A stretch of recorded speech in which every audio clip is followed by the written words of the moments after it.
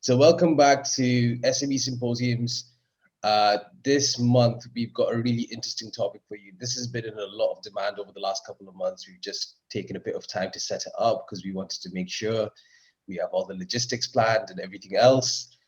And it's based on junior doctor career pathways. Now, this is, something that's been very tricky for us IMGs, what to do when we go back. So we've brought on the right people to sort of discuss it with you. Okay, so in the webinar, we're just going to do a short intro as we're doing right now. Then Dr. Bocus is going to be coming and he's going to be talking about, joining Fy1 and transition to Fy2 and just the differences between those two foundation years. Which one do you want to go into? And, just the sort of insights and outlines of your junior doctor life. And then Dr. Malik is joining us for the first time, and he's going to be talking about entering Fy2, career progression, the CREST, and specialization, so on and so forth. Just really taking you through your journey from when you graduate, right up until you decide to start specializing. And I feel like that's a very, very important part because a lot of decisions have to be made in that period for all of us as medical students. And, it's best to be informed. It's best to know what you're doing. And this is your opportunity to sort of get in touch with that. So before we start, I just want to give a big thank you to our sponsors, Lectorio. And Lectorio is an all-in-one study resource for medical students. I think everyone here knows what Lectorio is at this point. And, it's just a great, great, great platform, especially with exams around the corner. I use it all year round. Some of the lectures they have teaching stuff are just the most world-renowned doctors in their field. And it's always good to get insight for them. And the teaching method is just great. So, they have a lot of stuff and it accommodates for everyone, first years, fifth years, graduates, and it's really good. What we will be doing is, we give out a 50% discount code. So at the end, when I send out the feedback link, as soon as you guys fill it out, you'll get your certification for attending this event, and you'll get a 50% discount code that's only valid for 24 hours. So make sure you capitalize on that. They also give us some free codes for people just to hand out to, which is like a 6-month membership. Essentially, the program we just set them up is we just take your number and they just give somebody a phone call or a message, whoever they put in the raffle draw and gets picked. So it's pretty exciting. It's pretty fun. And they've been a great support. A couple of rules before we begin. Just want everybody to, respect the first and foremost thing. We're all professionals here. We're all, future doctors or doctors. So, appropriate questions. Please keep yourself on mute. Please keep your mics off and your cams off. The other thing is at the end, we are going to be doing a Q&A. When I'm usually mediating the Q&A, so I'm asking the questions. The questions are usually, I pick the interesting ones and the relevant ones, and I'm usually listening to the answers, so it's very difficult for me to keep on top of the Q&A. So what I want everyone to do is during the webinar, while the presenters are talking, publish your questions in the Q&A during that. I will be going through them. I will be selecting the better questions. And then in the open Q&A, I'll be answering them. I apologize in advance if you don't get around to your questions. We're limited for time. We try to keep these things for 2 hours long. So yeah, but we'll try and get through as much as we can. Great. Okay, wonderful. I'm going to stop screen sharing and I'm going to hand it over to Dr. Bocus, and he'll take it from there. Thank you so much, guys. Hi, my name is Dr. Bocus. I'm currently an F2. I've literally just switched from F1 to F2. So I'm going to be talking about a couple of steps. So mainly about transitioning back to the UK after you've graduated abroad. So I'm going to speak about some of the medical pathways, Fy1 competencies, as well as GMC registration. So the first thing that you need to think about is you finished studying from Europe. What is your next step? So generally, if you've graduated outside of Europe, you need to sit a test called the PLAB test. To everyone that's studying in Europe, this does not apply to you at the moment. So as you complete your studies, which is generally 5 years in university and 1 year internship, what you can do is apply to the GMC for full registration with a license to practice. So this is a little bit different as UK students only get half a license, so they don't get the full registration straight away, hence why they need to complete F1 and F2. But graduating abroad with your internship year, this puts you in the position to basically apply for full registration with a license to practice. So now I'm going to talk about GMC registration. It's quite hefty on the wording at the moment, but these are quite some important steps. So if you've got a pen and paper, it'll be quite good for you to drop down some of these points. So to apply to the GMC, first of all, you need your primary medical qualification. So that's going to be your medical degree that's issued by your university upon completion of your 6 years. The next step is you need evidence of your internship. So you need to have completed a 12 months continuous medical internship within a public hospital in the respective country that you're studying. So your internship can be 3 months of medicine and 3 months of surgery and 6 months of other and different specialties. So you need a minimum of 3 months in medicine and 3 months in surgery within a 12-month period. However, you can also go for 6 months in medicine, 6 months in surgery within an 18 months period. These things wouldn't apply to you because most of the universities in Europe are set up already to have a 3 months period in medicine, 3 months period in surgery, in a whole 12 months of internship. So that's not something you need to worry about too much. The next step is you need to provide evidence of your English language skills. So the GMC requires you to have necessary knowledge of English. So these are tested on communication, which is speaking, reading, writing, and listening. Currently, there are 2 tests that you can do to actually certify your English language skills. I can't really say that one is better than the other. I think it's quite important that you go through both of them and what they entail and see which one will be more suitable for you. So there's the Als certificate, where you need a minimum of 7 points in each section and an average of 7.5. So in some of the sections, you need to be scoring more than 7 so that you average a total of 7.5 to be able to be accepted. The second one is the OET certificate. So you need a minimum of grade B in all of the sections. The fourth point that you need is a certificate of good standing. This is basically a certificate from the medical regulatory authority that you have been registered or licensed within the last 5 years. So a lot of you won't know that you've got this registration because this is something that's dealt by the universities. So you can go on the GMC website and basically search for the country that you're studying in, and it will exactly tell you what is the body that will provide you with a certificate of good standing. Generally, you don't have to do this yourself. You can apply an agency or you can apply a translator to do this application for you, and then they will get the certificate of good standing to you through your university. The next point is you need to be able to reveal what the last 5 years of your activities have been. So whether it's been medical or non-medical experiences, you need to basically declare everything, whether they've been clinical attachments, they've been any kind of breaks in your study, any holidays, maternity leave, and if you had some employment and then you were unemployed for a certain amount of time, all of these things need to be declared. Number 6 is your employer references. So for any kind of work that you've done, whether it's medical or non-medical, it's quite important that you do get some references lined up so that you can use this within your GMC registration. The next step is translating everything into English. What you can do is bring all your documents back to England and get everything done here. However, this can be a little bit more costly. Most of the students just tend to do it in the respective country that they're studying in, as it seems to be a little bit cheaper.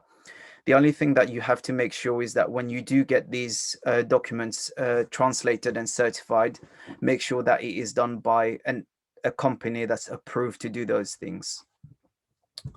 And then the next step is the cost of applying for the GMC registration. So if you're a newly qualified doctor and it's within the first 5 years of you qualifying, GMC registration is £157.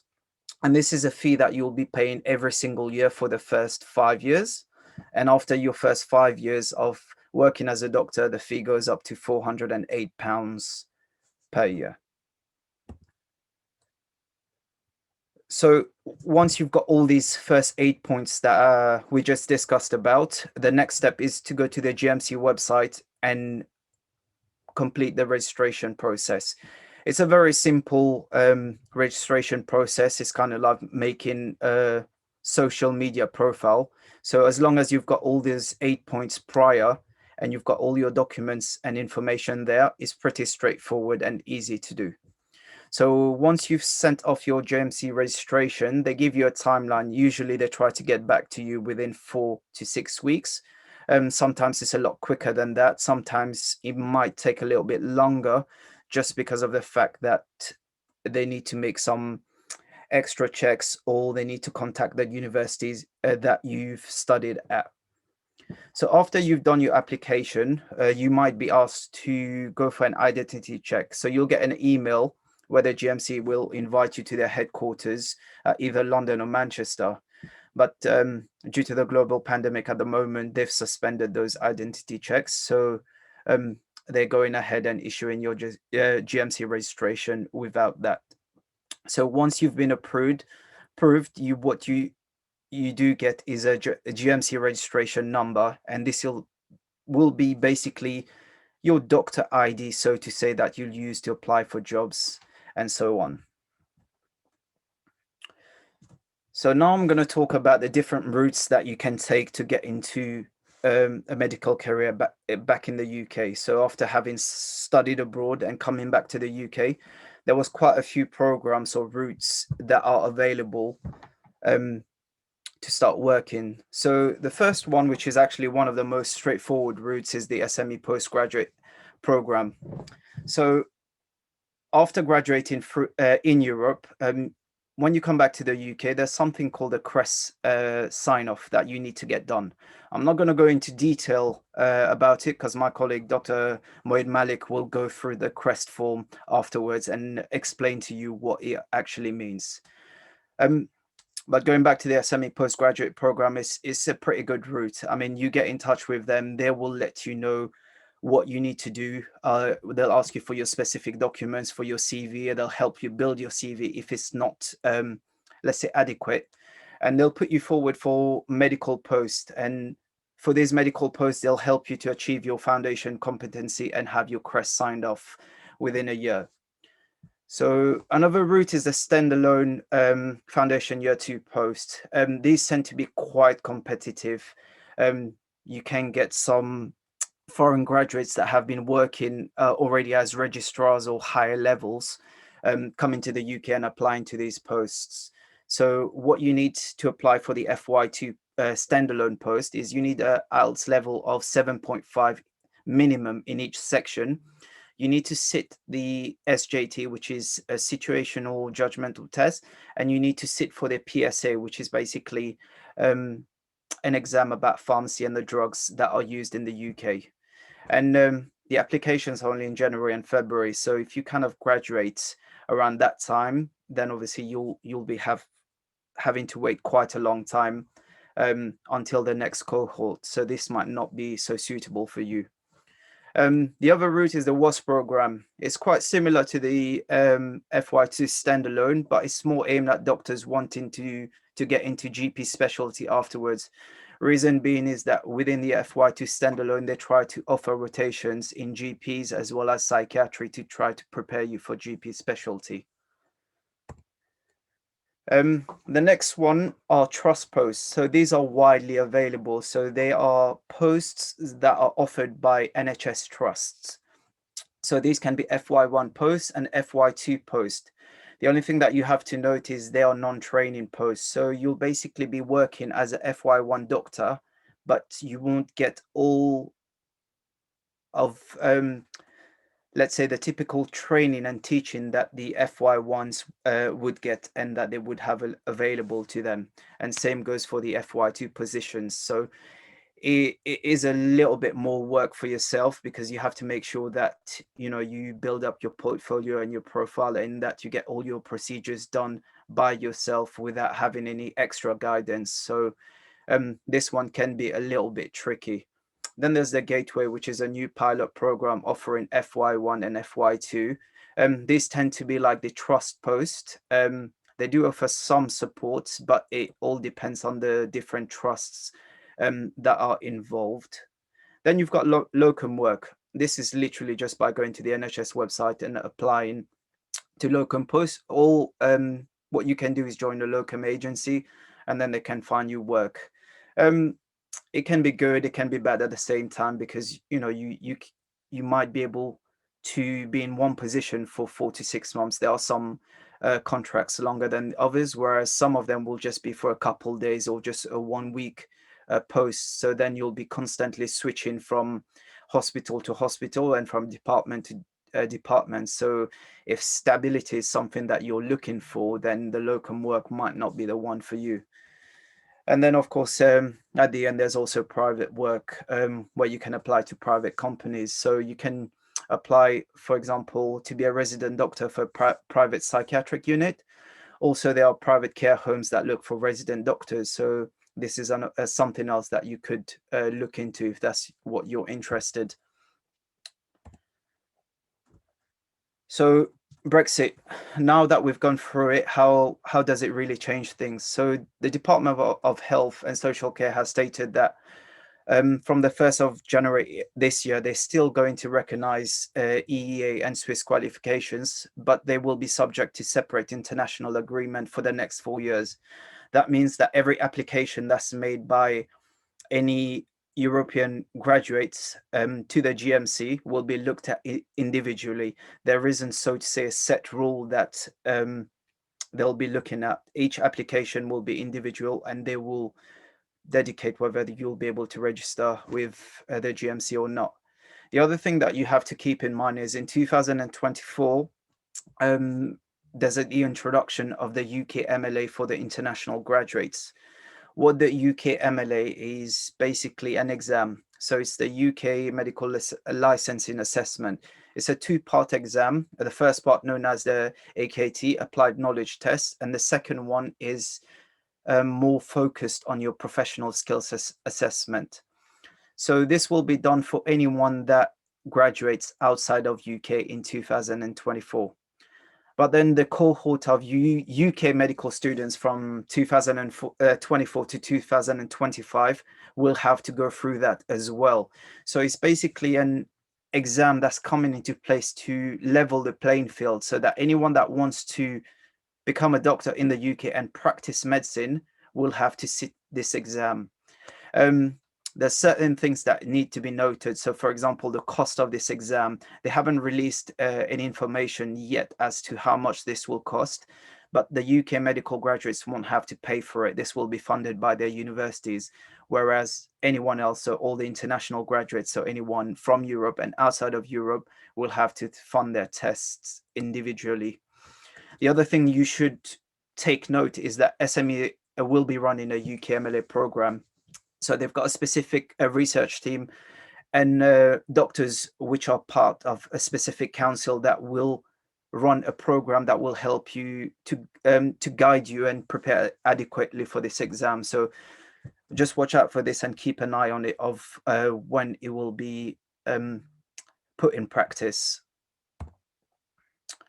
So as a FY1 doctor, what do you really need to be FY1 competent?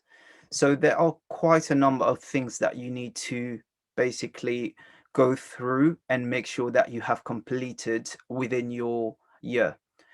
And at the end of the year, providing that you've reached the minimum amount required for each event, then you will be declared Foundation 1 competent. So these are classed as supervising learning events. There's different types. I'm going to go through each of them in a second. So the first one is the mini KEX. What is a mini-KEX? It's basically a clinical evaluation exercise. So it's meant to assess your clinical skills, your attitude, your behavior, your communication skills, all of that in a secondary care setting. So for example, this could be examining a patient, delivering bad news to the family of a patient, or even history taking. So a mini-KEX has to be supervised or, let's say, observed by someone senior, ideally your consultant. So you need to get a minimum of 9 of these per year to prove that you've achieved the required amount. Then you've got CBDs. CBDs are case-based discussion. It's basically a structured discussion of a clinical case that is being managed by you. So it could be presenting one of your patients at board rounds to your consultants and discussing what the management and what really you should be doing moving on forward for this patient. So this would be a CBD. And then you've got DOPS. Sorry, going back to the CBD, you need to have 6 done per year. So basically in 1 year where you've got 3 rotations, you would need at least 2 CBDs per rotations. Then you've got your DOPS, which are direct observation of procedural skills. So it's basically any clinical procedures that you do in the hospital, and you have to get one of your seniors to observe you, and you should be compliant with the local trust policy and guidance, as well as the NHS guidance on how to do these practical skills. So this could be, for example, insertion of a nasogastric tube, cannula insertion, catheter insertion, all of these things. As long as they've been observed by a senior, then you can note it down as a DOP. Then you've got your tabs, which is basically a team assessment of behavior. It's a multi-source tool collating feedback from colleagues that you have worked with. You need a minimum of 10 per year. Ideally, they do say that you should at least get 15, but the minimum is 10. And within those 10s, this is feedback that you need to get not just from doctors, but from the whole medical team and non-medical. So this could be the nurses, the pharmacists, the physiotherapists, and even the ward clerk. So anyone that's part of your team and part of your ward or any different wards, you need to collect some feedback. Then you've got the DCT, which is developing the clinical teacher. You need minimum of 1 per year. It's basically you need to do a presentation or a teaching session about a specific topic. It doesn't have to be to the whole hospital. It doesn't specifically have to be to doctors only. It could be to your ward staff. So you could pick a topic, and on one of the afternoons on your ward, you could give a presentation and teach everyone, so the nursing staff as well as the medical staff, about this topic. Then you've got your mandatory teaching. It's basically your ongoing learning. So you're required to make sure that you're reading about different topics continuously, and you need to have proof of 60 hours per year. Because of COVID, some of these things have been changed. At the moment, the minimum requirement is 45 hours. Then you've got audits and QIPs, which is quality improvement projects. It's not completely mandatory, but it's really recommended to be involved in at least one of them. These are basically projects that look at how healthcare standards are in your hospital and how you could aim at improving them. And then lastly, but not least, are your core procedures. These are very important. They're 15 set practical procedures that you need to be able to confidently do as a FY1 doctor. My next slide, I'll speak about the core procedures and what they are exactly.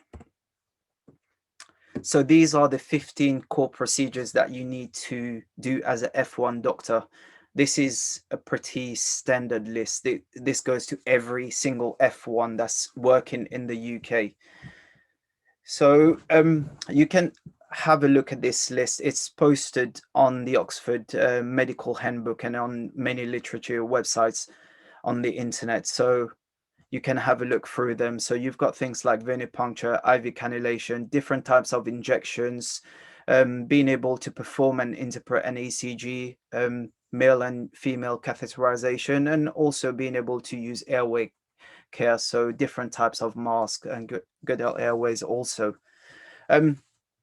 Depending on the routes that you're going to take, some of these routes will be way easier for you to get these core procedures done, whereas some of your other routes might actually be quite tricky. So for example, if you're taking up private work and going into, let's say, a private nursing home, some of these core procedures might become a little bit tricky for you to be able to do them. But what you should be able to do is fall back onto the SME clinical attachment. So SME run quite a lot of clinical attachments that basically help you to practice those core procedures and become competent in those procedures.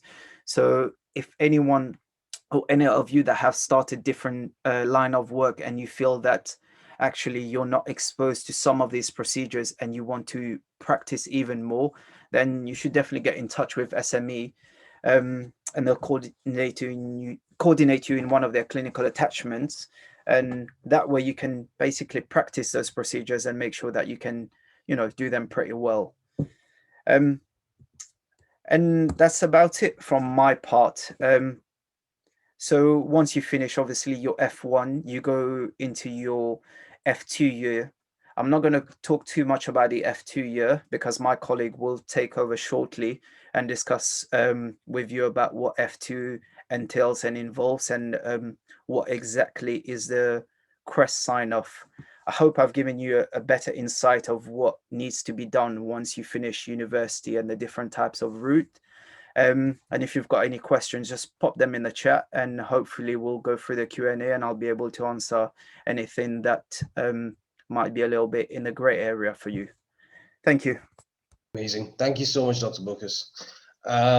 Okay, guys, I hope you enjoyed that. I learned a lot there. And obviously, we need to prepare much more for our foundation years. But right, I'm going to hand it over to Dr. Malik, and he's going to talk you through the CREST and Fy2 and specialization. So what you'll be doing near to the end of your foundation years. So that's great. I'll just hand it over to Dr. Malik. So my name is Mo. I'm one of the junior doctors who's actually working inside Queen Alexandra Hospital. So basically, I graduated in June 2020, which was last year, and I've just been with SME, and they have basically helped me to get a job. I basically started as an F1 as well. However, I'm hoping to get my CREST signed by the end of this year. So we'll just start with as an introduction. So basically, as I said as well, I joined as an F1. So I'm currently working in 3 different rotations. So I've worked in general medicine first, and at the moment I'm working in surgery, and then I'm due to work in gastro next. So I'm hoping basically to get the competencies, which is the CREST form, to be signed by the actual end of gastro. So that will be in about 4 months' time. So as was previously discussed as well, to join F1, there's like quite a few routes that we can take. You can be locum, or you can be like a trust grade as well. Usually with the trust grade, I just wanted to actually mention as well that the trust grade positions, the doctors do get the basically opportunity for teaching as well, and to get involved in CBDs and the mini-kexes as well. So I think it just varies as well sometimes. So for an F2, ideally, what you want to do is you want to get the CREST sign formed. So you want to get the actual CREST form signed.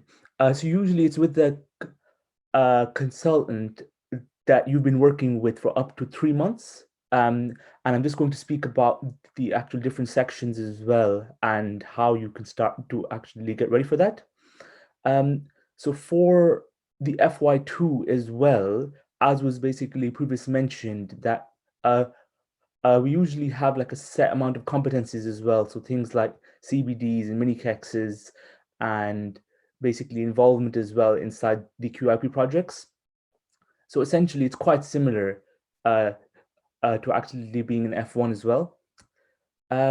So about the CREST, so basically it's a form. It's the actual a certificate of readiness to enter specialty training. So it's used to show that you have the foundation competencies. So basically means that you're comfortable working as an F2, and usually this form it's needed in order to apply to the actual specialty training. So I'm just going to speak on that as well and about the different routes you can take. So as I mentioned as well, it's usually that it needs to be signed off by a consultant that you've worked with for a minimum of 3 consecutive months. So for myself, I'm due to work in gastro, which will be from next month. So I'm hoping to get the form signed by then. And the actual form itself has 6 sections. So I'm just going to work through those right now. So the first category is just about the professional behavior and trust. So it's basically things like we had mentioned before about the fact that you can offer patient-centered care, and also the fact basically about the self-directed learning as well. So usually what you can do is that you can do some extra courses as well, basically while you're working as an F2. So you can do the ALS course, which is actually quite important. And also you can do the courses like the actual, so the actual alert course as well. And then finally, it's just looking at the personal responsibility as well. So again, the consultant who you're working with will have to sign off on this. And then after that as well, basically, the actual next section will be on the communication and teamwork and leadership. So it's just to make sure that basically you as a doctor can communicate well with patients and with staff and with the patient's family as well, and to ensure that basically you provide continuity of care as well. So again, the actual consultant, he or she will have to basically sign off on this. And then the next section is the clinical care. So usually that's how we assess the actual unwell patients. So usually as an F1 and as an F2 as well, we usually have patients who present with sepsis, or for example with chest pain, or if they're actually short of breath. So it's something that's quite basically common, and it's something that basically as a junior doctor you basically need to be competent with as well. So history taking, an examination, and then also prescribing as well. So usually, basically, if you have the mini kexes, like we mentioned, basically can be used as the actual evidence for that as well. And then after that, the fourth section is safety and quality. So it's mainly looking at things like we basically mentioned about the QIPs. So that's the quality improvement projects. And also if you're basically have involvement inside the actual clinical audits as well. So usually how to get basically involved in that is that you can speak to the consultant you're with, because usually they have like a list of the topics, and if you speak to them, they can recommend you one as well. So what you're doing is that you're basically just collecting some data and you're checking the level of care, and then what you do is you can re-audit basically. So I think it's after like 6 months, and you can see how the data has changed. So it's something which is quite good as well to actually get involved in as well. So then the next section is that you have to basically show evidence that you've completed the actual ALS course. So that's basically a 2-day course which shows you and teaches you how to respond inside the cardiac arrest calls. So it's something which is quite common inside the hospital, and usually you can basically have the actual cardiac arrest bleep. The course at the moment, because of COVID, it's quite difficult to get it basically organized. So I think now they're actually running the electronic ALS course as well. At the moment, I was due to complete the course, I think it was last March. However, because of COVID as well, it's been quite difficult for the hospitals to actually complete the course. But usually the way the course works is that you have like a booklet which you have to read before, and then you have a 2-day course, and in the course basically they have the simulation training. So you have some mannequins, and you have some practice on how to deal with the actual cardiac arrest calls. And then finally, you have an exam, which is like a written exam, which is basically on the last day of the course. So it's something which is quite important. And also, I think that for the actual SME as well, they basically really recommend that you do the course before you apply for a job, because it really helps and shows that, yeah, this person, he can deal with the actual emergency situations as well. And I think also the SME have the courses, have spaces and slots which you can book. So you can contact the actual SME as well in order to get involved in this course. So it's something which is quite useful.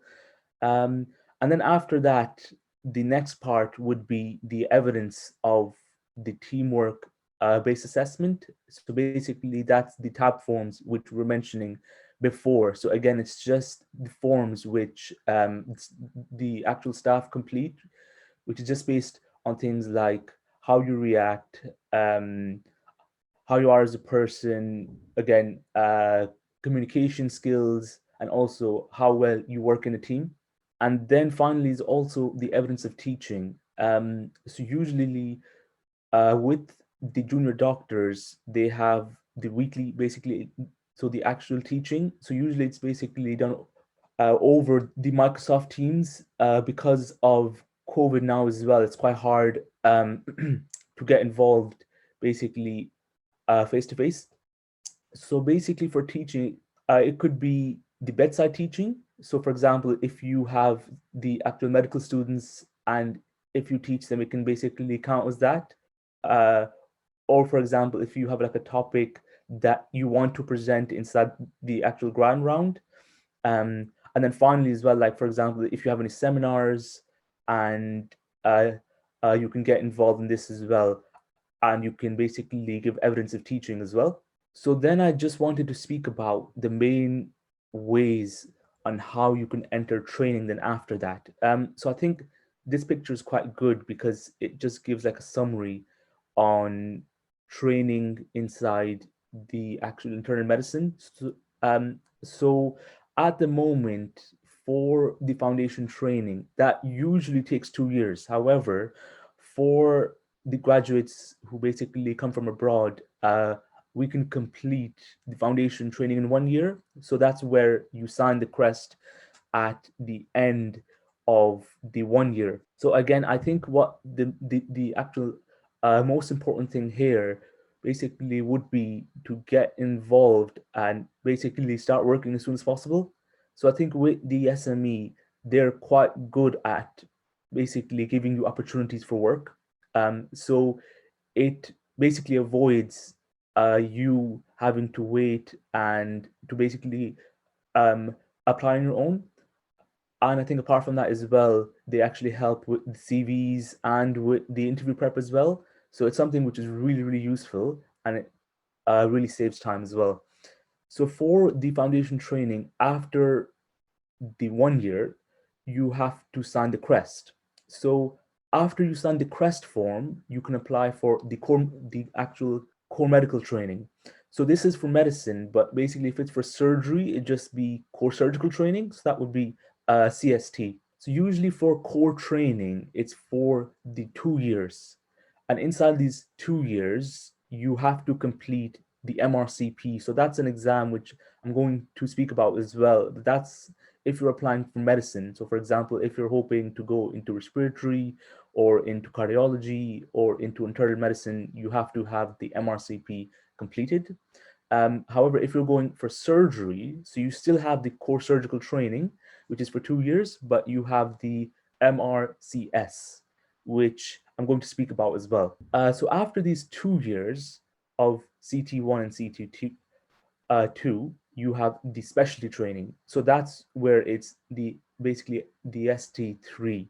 So usually how long the specialty training is for just varies on the field that you're going in. So for example, for surgery, at the moment I'm in surgery as well, and it's one of the longest specialty training. I think it goes up to ST7. So in total, it's about 8 or 9 years to basically become a consultant. For internal medicine, it's about the actual 4 to 6 years. So it just varies basically on which field you actually enter as well. And then here you basically can become a consultant as well. So it's something which is quite long, but I think what's important is that the start is quite important, because once you've started, it's basically gets a lot easier to complete. So yeah, as I mentioned as well, with the foundation training, basically as an F1 and F2, it's quite important to start work basically as soon as possible, because you just get used to the hospital environment. So then I just wanted to speak about the exams. So I just had a slide. So basically on the slide before as well, I just mentioned that it's mainly 3 exams. So the first one's for medicine, which is the Mrcp. So that's for the membership of the Royal College of Physicians. And then for the surgery, that's the MRCS. So that's the membership of the Royal College of Surgeons. And then basically, if you want to be a GP, or if you want to go into psychiatry, you have to do the actual MSRA. So that's the multi-specialty recruitment assessment. So if I just basically speak through each one, so with the actual Mrcp, there's 2 parts. The first part is the written, and the second part is written as well, but then you have the PACES. So that's like a clinical exam, whereby it's just like an OSCE station where you have to basically see patients and you have to give your diagnosis and what you do. So with the Mrcp part, basically 1 and 2, you have to basically book those yourself. So the Mrcp part 1, it's usually basically just testing you on the things from medical school. So mainly stuff on hematology, cardiology, gastroenterology as well. So it's something basically which you can do as soon as possible. And then after that, you have the Mrcp part 2. So that basically is an exam as well, which is written, but it's more clinical based scenarios. And then basically, as I mentioned as well, you have the PACES. So for medicine, like I mentioned, it's about the 5 to 8 years of specialist training. So again, basically after you complete the 2 years foundation, you'll have 2 years of core training. So that's the actual CT1 and CT2, and then you have the ST3, which goes up to ST4. So then for surgery, you have the MRCS. So it's basically the exam as well, which you need to complete before you go into the core surgical training. So again, it has 2 parts, which is part A and part B. So for part A, it's written. However, it's mainly testing you on basically the actual physiology and also the anatomy of the body. And then for the part B, it's practical exam.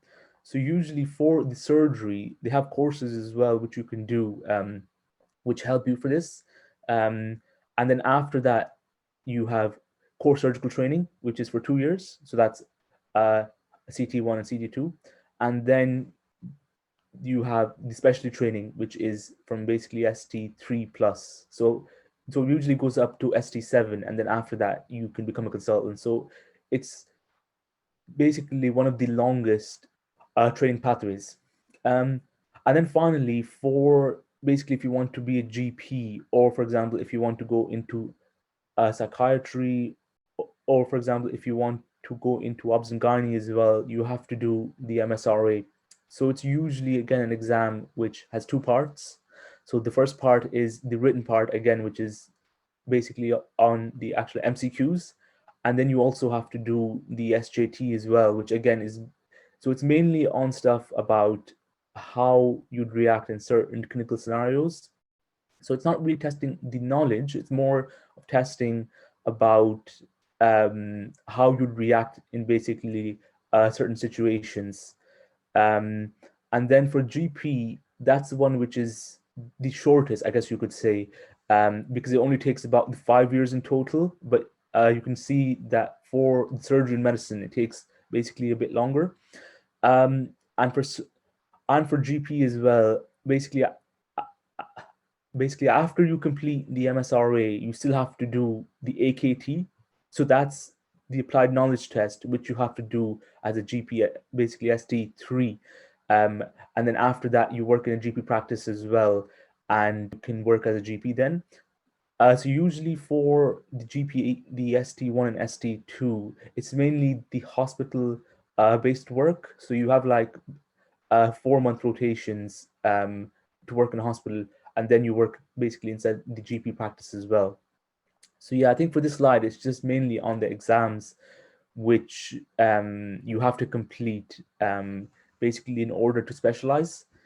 So then I just wanted to speak about the FY1 and FY2, because I think like a lot of people have some questions about, oh, is it the same thing, or basically what's the difference?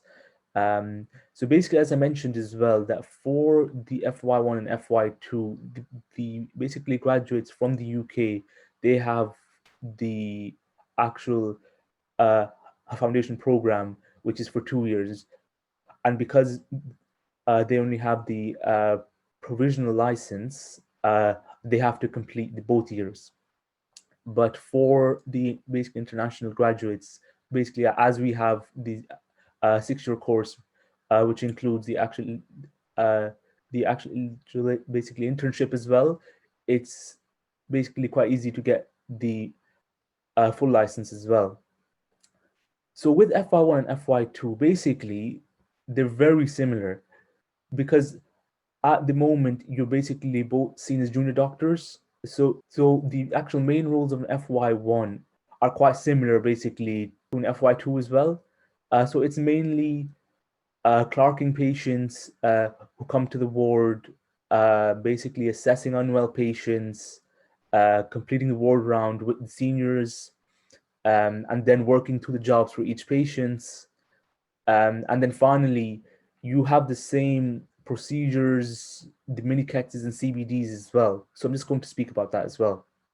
So for the FY2, you still have the core procedures, which were mentioned before as well. So things like the ABG, taking bloods, basically inserting the NG tube. And again, you have the supervision from seniors as well. So it's not like basically as you're an F2, you're basically expected to actually do everything. So you still have basically good support from seniors as well. So for both the FY1 and FY2, you have to complete a set number of CBDs and mini CACs as well. So usually, basically, we had spoken about it as well, that it's basically for CBDs, it's just basically if you have seen the actual interesting cases, or for example, for the mini CACs, it's for example, if you've seen any patients and taking history, completing examination, and then also, for example, if you're booking scans as well. So for both FY1 and for FY2, you have to show that you've been involved in teaching. So basically, as I mentioned as well, it's things like the bedside teaching, or for example, so usually how it works is that we have the FY1 and the FY2 teaching each week. So basically, you can actually present in that as well. And then, as I said, you have to show that you have involvements in the clinical audits. So usually, basically, you can speak to your consultants who can get you involved in this. And then also you have to show involvement inside the career planning as well. So then what I've noticed as well, that for the FY2, and it's only in surgery that it's like this, where you can basically, you have to deal with the patient referrals as well sometimes. And for basically FY2 as well, it's quite good in surgery because you have the chance to assist inside the actual surgeries as well. So usually with the FY1, you're just on the wards, but in surgery for an FY2, you have the actual opportunity as well to be in theatre as well. So that's something which is quite useful. And then I have some more slides on the main differences. So again, basically, it's pretty much the same thing. You still have the teaching sessions, you still have the support from seniors, and you still have to complete the core procedures, which are very similar to an F1 as well. So it's things like basically the actual cannulas, taking bloods, and also, for example, intramuscular injections as well. So then I just wanted to mention as well that with FY1 and FY2, because you're basically seen as like a junior doctor, you shouldn't be anxious to ask for support or basically for help as well. So I think like people think like, oh, basically once you're on FY2, you have to do things on your own, you have to see patients on your own, but you can still ask for support and you can still ask for help. So I think that the main thing what I wanted to basically say was that for FY1 and FY2, they're both very, very similar. So ideally, you want to start work as soon as possible. So basically for myself as well, I was basically in contact with Anil as well, who helped me quite a bit. So basically at the beginning, he had helped me with the CV. So with the jobs, it's usually quite competitive as well. So it's quite important to have like a really good CV and have some experience, have some courses done, and also to show that you have some basically experience inside the UK hospitals. So usually SME as well helps with that as well. So then after that as well, the actual SME, they actually help with the actual interview prep as well. So I think we had like 3-4 hours of just basically the actual interview prep. So it was just going through main scenarios in which they could ask you, and then also basically how you respond to basically certain questions as well. So I think that has helped me quite a bit because it allowed me to start work as soon as possible. So then basically, as I started as an F1, I just basically worked on the portfolio as well. And basically that has helped me to progress to basically the actual FY2 as well. So it's something which basically takes some time. However, if you have experience and if you have the right guidance, it's something which is quite easy then. And I think that's it. I just wanted to say thank you as well. And then if we have any questions, we can basically say them inside the Q&A. But yeah, that's it. Thank you so much, Dr. Malik. Okay, great. Before I get started, what I'm going to do is basically just get back onto this. So a lot of people have what I think are going to be asking about and have already started asking about the SME Postgraduate Program. So basically, Dr. Anil is in charge of the SME Postgraduate Program, and I've left his contacts here.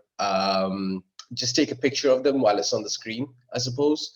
And you can find him on Instagram. You could give him a message. Basically, Dr. Anil, what he's doing is, he takes care of postgraduates because he's just been in the system for so long and he knows the process so well. And if you go on his Instagram, he posts some really, really good clinical cases. Every day, like he'll just take a video and put you in the most awkward positions you are going to find yourself in as a junior doctor. And then, later on he posts the answers and he actually looks through the comments and he's like, okay, if you answered wrong, he'll tell you why your answer was wrong, Great guy. But yeah, drop him a message on social media, an email or a call, and ask him about these things, because I had a lot of people asking me about the clinical attachments SME provides, and the postgraduate programs, how to get a job. And this guy's, he's much more capable than any of us here to give you the advice for that, the correct advice for that. And he's helped a lot in setting up this webinar as well. Unfortunately, he couldn't be here because he's working. The other thing is you can check out SME's website. All the information is there, and we always make sure it's up to date in terms of all the opportunities we're providing. So their website's definitely something to check out. Contact Anil. And yeah, just that. I think before we move on, so feedback link. I think Raza will post the feedback link, and you'll see it in the answered. I think it's already there. No, it's not. Okay, so you'll see in the answer in a minute. And then, yeah, please do give feedback. We cannot give you a certificate unless you fill in the feedback form. Unfortunately, that's just the way it is, because it's a certificate for attendance. We need to know you've attended. And yeah, also a big thank you again to our sponsors, Lectorio, and you know, they're just an all-rounder platform. They're really, really good. You'll have the link emailed out to you as soon as you fill in the feedback form. And yeah, you know, you can just go and go onto their website, buy like a one year, whatever, membership. It's not something that you're gonna ever get bored of. They just have a ridiculous amount of content on there. Okay, so you guys should be able to see it in the Q&A. So the feedback link's over there. Right, so we're just gonna go on to the Q&A now. So I've took down some questions, and you guys did have some really good questions. I see you guys posting a lot of it now. I asked you guys not to do that, but that's okay. Right, so let's see. Will this be recorded and available for SME and non-SME students? Again, in this SME symposiums, we don't like to differentiate between SME and non-SME students. We're here to help students out, and that's why we've kept it open doors. It's not like you can just come in if you're only SME student or anything like that. So this recording will be available, but by the time the graphics teams get through it and it gets edited and cropped and all that stuff, it gets uploaded on the Study Medicine Europe YouTube page. It takes about a month, which is why I usually recommend people, and sometimes the files get corrupted, something like that. That's why I usually tell the people, be there when the webinar is happening. Don't rely on the recording, you know? But yeah, we'll try and get it out on YouTube as soon as we can. Right, I think one of the questions, and I'm gonna, this is for both doctors, is English necessary for British nationals? And then I think somebody else asked that same question and said, I got an A in GCSE, well done, by the way, English. So is it necessary for everyone and anyone? It's necessary for everyone that's basically been studying or working outside of the UK in the past 2 years. So it doesn't matter what your English grade is, whether you've got a British passport, or if you took English for A-levels, or if your university in whichever European country you're doing it does completely in English, you still need to prove that you've got a adequate English level and do those tests, unfortunately. Yeah. And I think I talked about this in one of my other webinars with SME symposiums with exam methodology. I think I talked about IELTS versus OET. I think that recording's online as well on the YouTube page. And I just briefly go over in terms of the differences between the two exams. They're actually not so bad. I know some people struggle with them, but with practice, with a bit of guidance, it's relatively simple stuff to get through. I think the next question, again, for both doctors is, do we have the skills to join Fy2? Personally, I don't feel like we have the skills to join Fy1, but that's just me. What do you guys think of that? Yeah, so I think that basically it's always good to get the experiences in Fy1 first for like a few months to see how it is. So I think basically the actual Fy2, it's quite challenging to basically start with. But if you start as an F1 for like a few months, you can see how it is.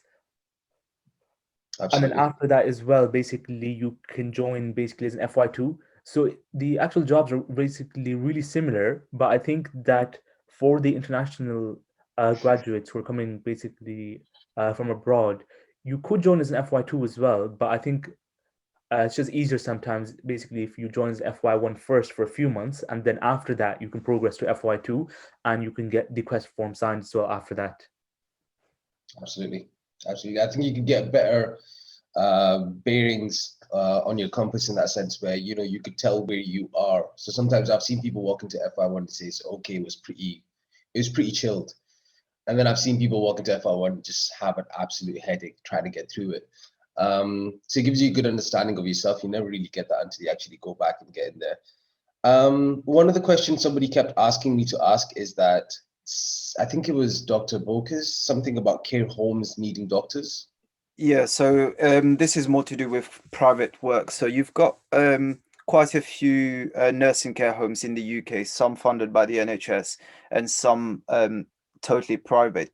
So a lot of the private ones, they look for basically a resident doctor that's going to be on duty there, whether it's daytime or nighttime. So that resident doctor should be able to address any medical issues of the care home residents there. They are paid quite well.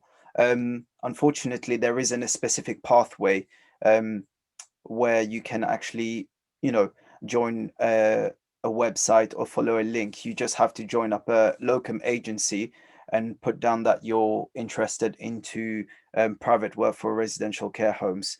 The disadvantage with that is obviously you'll be having to do a lot of work on the side to make sure that you get your foundation competencies completed. Okay, this is actually quite a good one because I keep telling people this. Um, how significant are my university grades in my exams? So I think with the actual university exams, so I think that like it's something that it's important, but it's not as important as you think. So I think what the major thing what the UK hospitals are looking for is experience inside the hospitals here. So basically, if you don't have any placements or any experience in UK hospitals, then I think it'll be quite hard for them to say, yeah, this person, he'll be good for the job. Um, so basically, the actual uh, uh, university exams, they are quite important, and it's good to basically do well in them as well. But I think the major things what they're looking for inside the interview process is definitely if you have the clinical experience, because if you have that, then they're more likely to give you the job. I think apart from that as well, basically, if you have the actual ALS course as well, that's something which is really, really important. So basically, if you have that as well, it's something which they'll uh, uh, favor you on. So I think that I'd basically say that it's mainly on the clinical placements and on basically if you have any extra courses as well. But if you do basically well inside the university exams, it's quite good as well. But I think the main thing is if you have the clinical placements in the UK. Absolutely. Yeah, and to add to that, I don't think like the current students, whether you're in fifth year or sixth year, you should focus too much and stress yourself out on getting top grades. I mean, yeah, work hard, but make sure that you're studying to actually learn and become a good doctor so that, you've got quite a broad span of knowledge rather than focusing just on hitting those high marks. Because some students won't do, let's say, so great in an exam setup, but actually their clinical knowledge is quite good.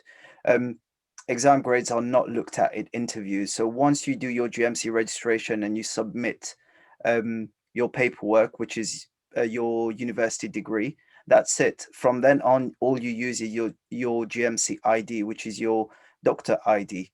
When you apply to any kind of jobs, you don't apply with your medical degree, you apply with your GMC ID. And on that, there's no detail about your exam grades. So let's say to that extent, it's not too important. Yeah, absolutely. Absolutely. I think one of the other questions I had personally about ALS was because I was hoping to do mine. Two questions actually. One, how long is it valid for? Yeah, so it's valid for 4 years. Okay. And the second question is it something IMGs have to go and do personally? For example, let's say you walk into an interview or you try and get a local job. Is it something the trust can pay for, or you have to go and pay for it yourself and do it yourself?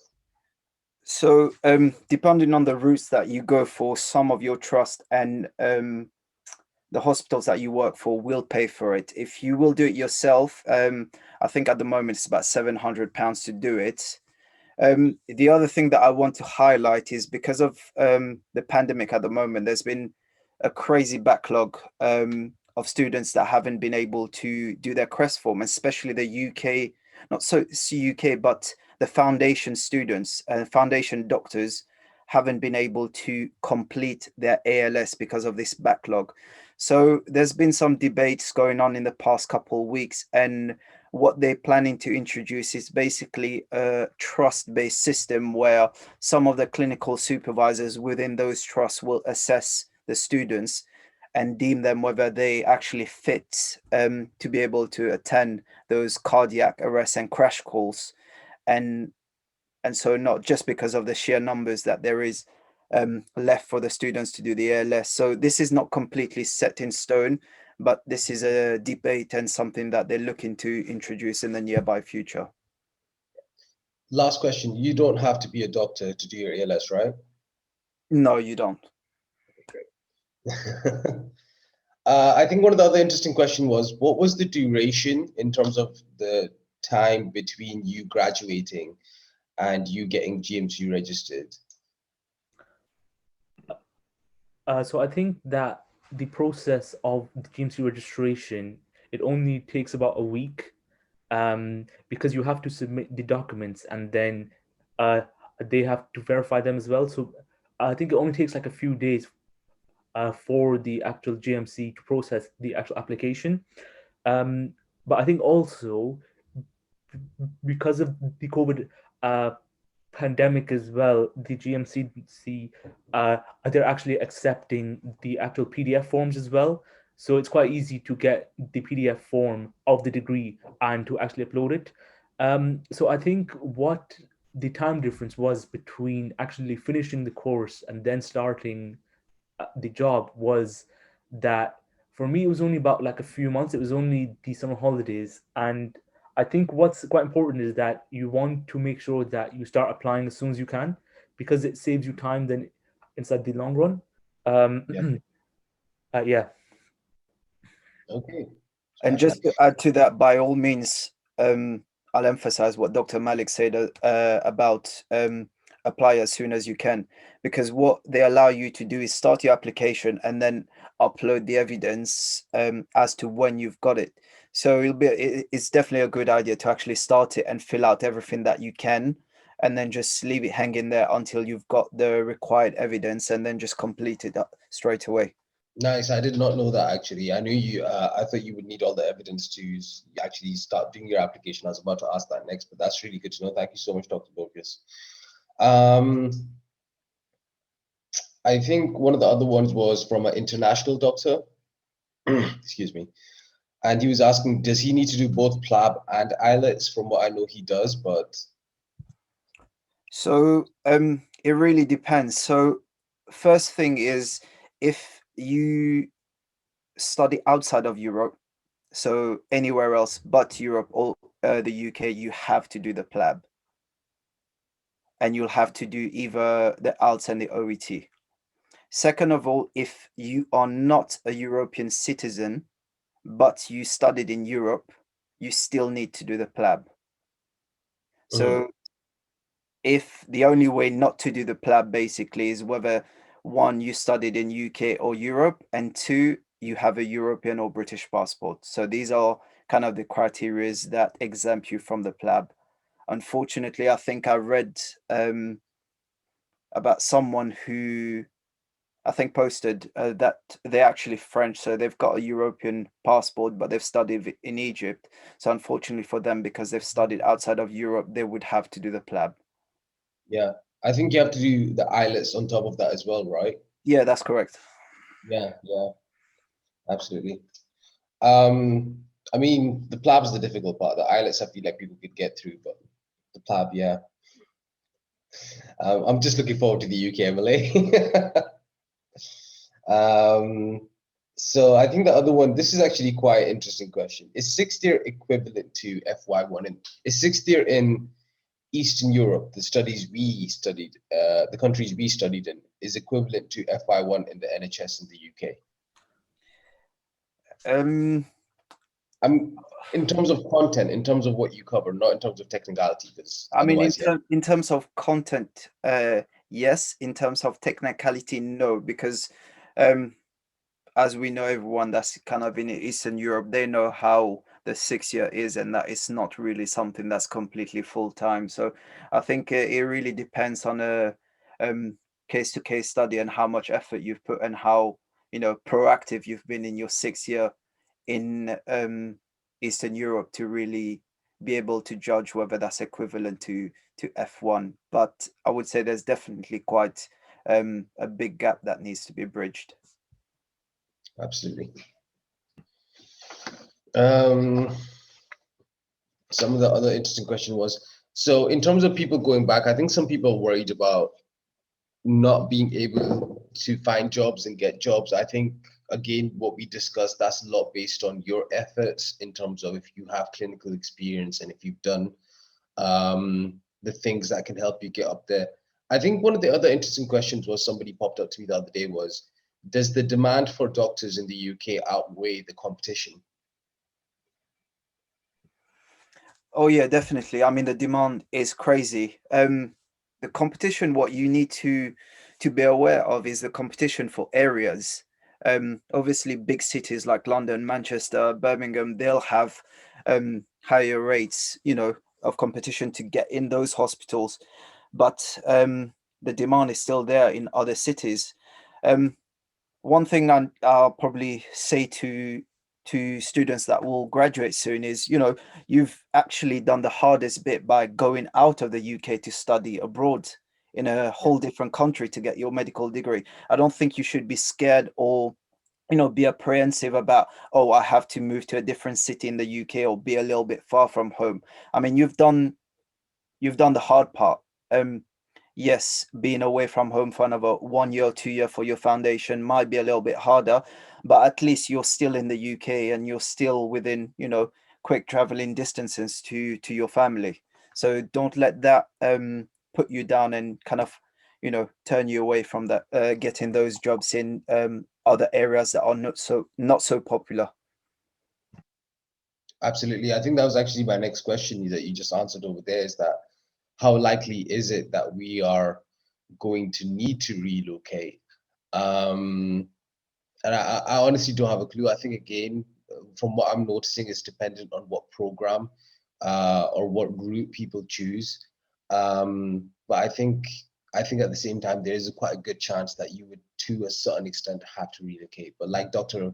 Bocus said, like you're literally driving distance of wherever you need to go in the UK. That's the beauty of living there.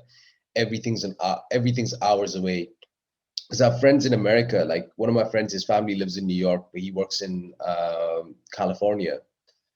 And for him, getting back and forth is just as difficult as living in Eastern Europe and going back home to the UK, despite being in the same country. So yeah, like Dr. Bocus says, we've done the hard part by being here for 6 years. So a couple of years after that, it's not really an issue. The next question I have really for what can students do here to better prepare, apart from clinical attachments, just activities amongst themselves, really. Go to the hospital and talk to the doctors, or So I think that the main thing what we can do in terms of start work as a doctor in the UK, basically apart from the, the clinical placements, would be to just have a read up on the most common scenarios which you will be basically expected to know in a hospital. So for example, things like sepsis, things like basically the actual MI, or for example, how to examine patients if they have a fall, or for example, how to provide fluids. yeah, Yes, it's something which is really, really common, basically, as a doctor for fluid assessments. Basically, if patients have a fall, if patients have sepsis, or for example, basically, if patients become short of breath. So I think that one thing I'd say is that to know how to do the actual A to E assessment quite well, because it's something that's really common inside hospitals. So I think in terms of the books, there's a quite good book which I use as well. It's the Oxford Handbook. yeah, Yeah, so I think it basically it's really, really good because it has each presentation and it just has the actual treatment and the diagnosis for it as well. So it's something which is good to have as a PDF on your phone. But I think that in hospitals, just to know the AT assessment, fluid prescription, and just to brush up on the most common presentations, like things like sepsis. And I think with that, it really helps you as well because it just makes you more confident when you're in hospital working as a doctor. Yeah. I think somebody over here asked, I'm a Bulgarian national who's studying medicine in Bulgaria, or Bulgarian, I suppose, and they would like to work in the UK. Would they still need to do the PLAB? No, they wouldn't need to do the PLAB. All they need to do is the ALTS or the OET, and then just apply to the GMC. Yeah, and for them, I think they were also asking a lot of questions in terms of working with SME to help them do that. I think again, Dr. Neil's the person to get in touch with, and definitely. I mean, by all means, I think because Dr. Neil's got quite significant experience, they should definitely, contact him so that he can put them on the right pathway. Definitely. How much do FY1 and FY2s make per hour? I think this varies quite a lot, because somebody was telling me, I don't know about the base wage, but locuming in Scotland and England are very, very, very different. And I think we went over that in the last webinar. So I don't know if you guys feel comfortable answering that, but I'll let you guys have a crack. Peanuts. Okay. You should know that UK F1. So I'm not talking about locum. I'm just talking about, for example, Trust F1 Post or just Foundation F1. So it's a stable rate across the UK. So the base salary for F1 is 28,000, I think 200 per year. And then in F2, it goes up to 32,800 per year. I mean, this is your base salary. You need to realize that you'll be doing on-calls, you'll be doing weekends, you might pick up the odd extra shift here on a bank holiday. So your pay will be much more than what it actually is as your base salary.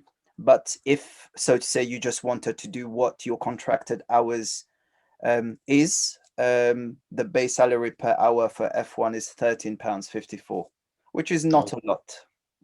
Yeah, that's not a lot. That's not a lot at all. And that's before taxes, by the way. So you're paying taxes on top of what you're making, right? Exactly. Yeah, there you go. And in Scotland, it's a lot worse, because you don't get paid much more than £20 locuming even. Whereas in England, you can get quite handsomely rewarded for locuming. But then again, with your contract and your contracted hours, I think one thing my brother told me was, you really start appreciating your free time. I've seen people turn down like really good locum rates just so they can have a day off and relax. And I'm sure you guys can relate to that. I think some of the other questions were, could you get your CREST signed off with competencies done in other countries like Bulgaria? So I think you can, because for the CREST, it can be done inside your home country as well. But I'm not actually 100% on the procedure for that. But basically, as far as I'm aware, that you can get it signed off, basically, if you're working inside of the actual different country. But I think usually what people do is that they just come to the UK in order to complete the foundation training and just get the actual CREST signed then. Dr. Bocus, do you know anything about that? I'm not 100% sure, so to say. I think the best person will be Dr. Anil to actually contact about that. I mean, he's the senior and he's got a lot more information. So I'm not too sure exactly whether the CREST needs to be done outside of the UK. I mean, by all means, I think it'll be much easier to do it in the UK just because of the factors of them having to check all the legalities and whether they'll be able to prove what you've said that you've done abroad is actually legitimate or not. Absolutely.